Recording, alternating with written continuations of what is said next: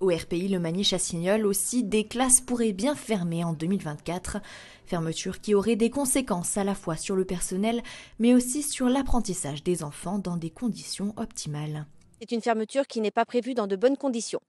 Car soit on se retrouve avec une classe de maternelle à 28 élèves, ce qui n'est pas gérable pour des maternelles, ou soit on fait une classe de CM1, CM2 avec 27 élèves, ce qui n'est pas plus gérable non plus pour travailler, d'autant plus que les classes sont petites et que le DAZEN ne veut pas plus de 22 élèves par classe. Et une fois ces fermetures faites, faire machine arrière est compliqué, d'où l'importance de cette mobilisation en amont. Une classe qui ferme, ça ne rouvre jamais. Et c'est la mort du village. On n'a plus que ça pour faire vivre nos villages, il faut maintenir nos écoles. C'est très important. Car une école en ruralité est essentielle pour les petites communes, signe d'attractivité et critère de sélection pour les futurs parents. L'attractivité de notre commune, donc avec la fermeture d'une classe, on peut avoir la fuite des enfants donc vers les écoles voisines. Parce que si on n'est pas en mesure de proposer un accueil de qualité, aujourd'hui, il faut savoir que les gens sont consommateurs et ils iront dans une commune voisine. Et dans ce cas-là, ça peut avoir d'autres conséquences, donc avec une autre fermeture de classe dans les années à venir.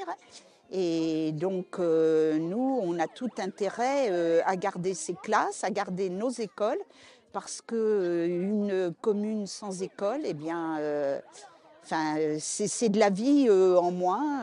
Donc, on va se battre pour conserver notre classe et nos écoles.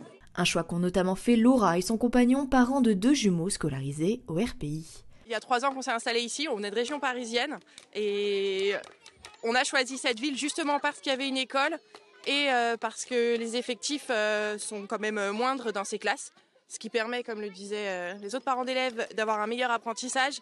Et si on nous supprime des classes, en fait, on va resurcharger les classes et qu'il y ait des triples ou quadruples niveaux dans les classes, c'est honteux.